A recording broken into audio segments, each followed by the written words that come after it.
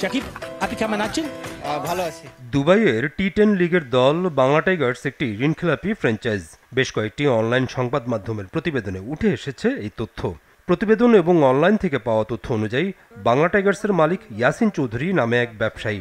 জাহাজ শিল্প নিয়ে কাজ করা এফএমসি গ্রুপের চেয়ারম্যান এই ইয়াসিন চৌধুরী চট্টগ্রামের সাবেক মেয়র এবং বাংলাদেশ ক্রিকেট বোর্ডের সাবেক পরিচালক আজম ও নাসির উদ্দিনের সাথে সংশ্লিষ্টতা আছে তার।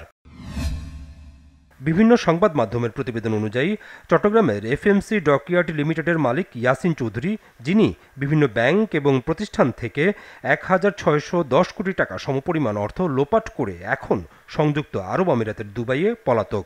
সেখানে তিনি গড়ে তুলেছেন বিভিন্ন প্রতিষ্ঠান, যার কোনোটির মালিকানা তার নিজের, আবার কয়েকটির মালিক তার ছেলে জাফির ইয়াসিন চৌধুরী। আরব আমিরাতের টি10 ক্রিকেট লিগের দল বাংলা টাইগার্সের মালিক যেমন ইয়াসিন চৌধুরী, পাশাপাশি ছেলে জাফিরকেও রাখা হয়েছে দলের মালিকানার গুরুত্বপূর্ণ অংশ হিসেবে।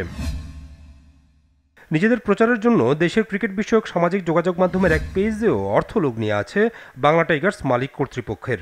জাফিরের সাথে বেশ সখ্যতা আছে বাংলাদেশের অন্যতম সেরা ক্রিকেটার সাকিব আল হাসানের। বিগত সরকারের আমলে সাংসদ ছিলেন যে সাকিব, দেশে এসে টেস্ট থেকে অবসরের স্বপ্ন থাকলেও তার ইচ্ছা এখন পূরণ হতে পারছে না ক্রিকেটের বাইরে তার নানা বিতর্কিত কাজ এবং রাজনৈতিক পরিচয়ের কারণে। এই বিতর্কিত কাজগুলোর মধ্যে একটি হলো জাফিরের সাথে সখ্যতা এবং তার সাথে দুবাইয়ে ব্যবসার মালিক হওয়া।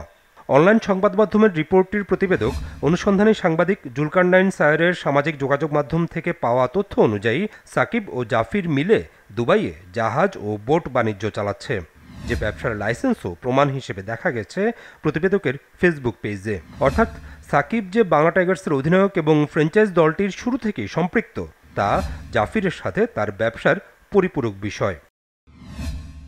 এই জাফির আবার দেশে পুলিশ হত্যা মামলার আসামি আরাফ খানের ব্যবসায়িক পার্টনারও।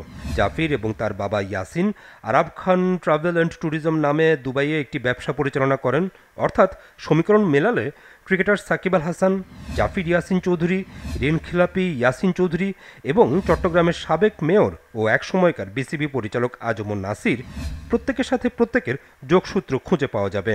তার মানে সাকিব ক্রিকেটের বাইরে বিতর্কিত লোকজনের সাথে নিজের সম্পৃক্ততা রাখতেন হরহামেশা।